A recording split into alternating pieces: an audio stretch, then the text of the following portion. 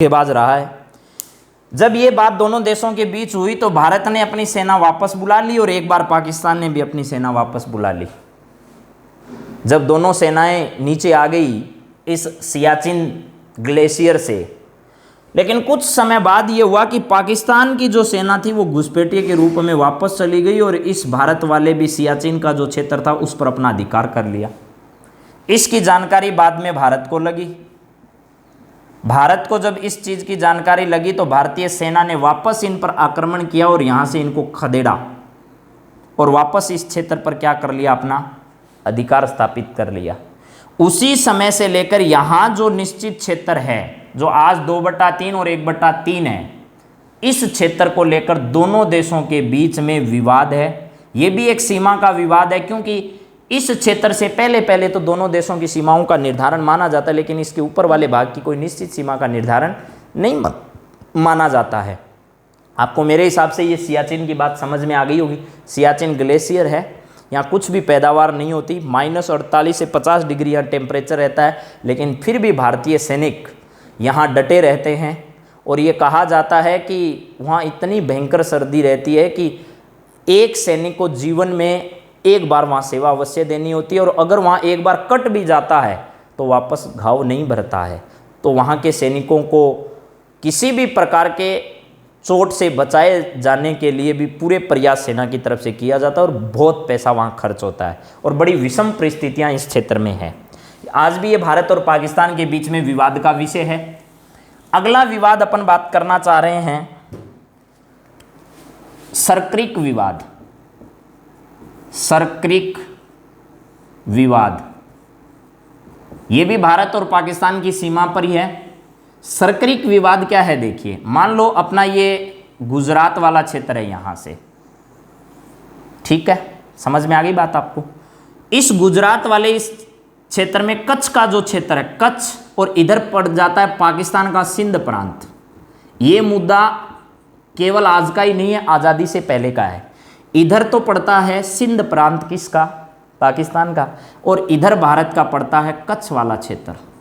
ये दलदली क्षेत्र है पूरा, समझ गए मेरी बात। ये क्या है, दलदली क्षेत्र है पूरा। इस दलदली क्षेत्र में,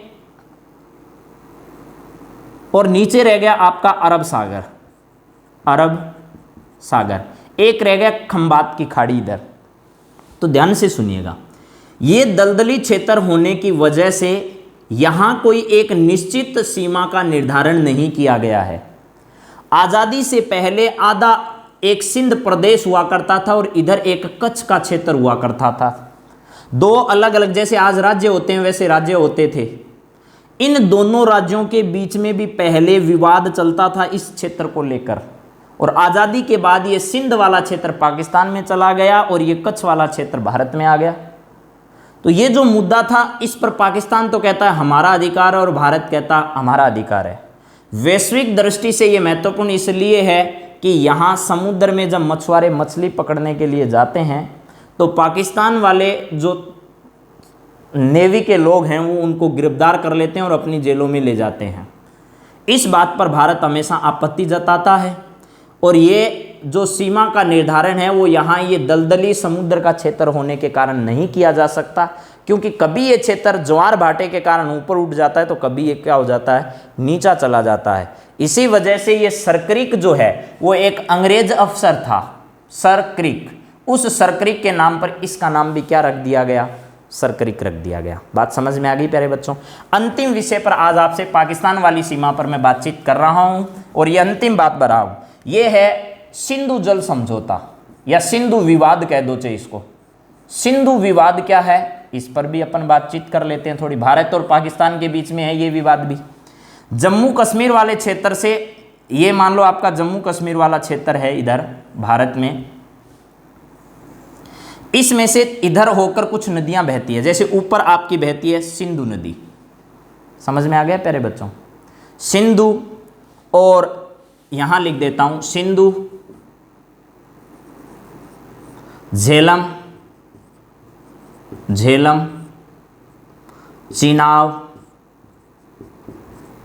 व्यास और रावी, ठीक।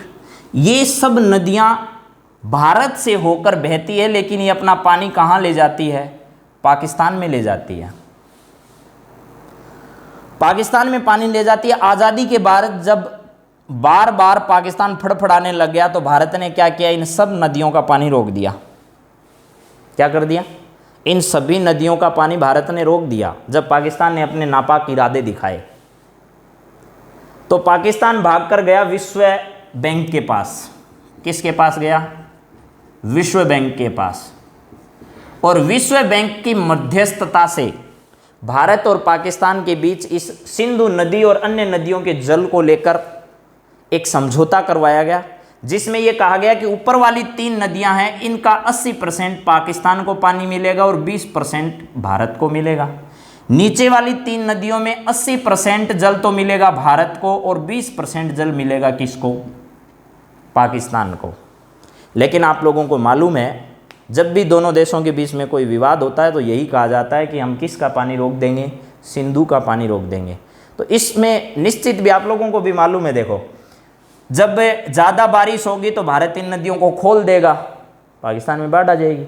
और जब पानी कम होगा, गर्मी की ऋतु आएगी, भारत इनका पानी रोक देगा, तो पाकिस्तान में क्या होगा आप लोगों को मालूम है। तो ये था आपका सिंधु विवाद, जिसको लेकर भारत और पाकिस्तान हमेशा आपस में बहस करते रहते हैं। और पाकिस्तान के साथ होने वाले सभी विवादों पर मैंने आपसे चर्चा कर ली है, और पाकिस्तान के साथ लगने वाली सीमा पर भी मैंने बातचीत कर ली आपसे। मेरे हिसाब से पाकिस्तान की जो सीमा है उसको लेकर अब आपके दिमाग में कोई कन्फ्यूज़न नहीं बचा है। कल अपन अफ़गानिस्तान के साथ और उसके बाद चीन के साथ लगने वाली सीमा के बारे में बातचीत करेंगे, और उनके साथ अपने जो भारत के विवाद हैं उन विवादों पर बातचीत करेंगे। प्यारे बच्चों, आपको ये बात समझ में आ रही होगी, और आप इस वीडियो को ज़्यादा से ज़्यादा लाइक, शेयर और चैनल को सब्सक्राइब करते रहें। जय हिंद, जय भारत।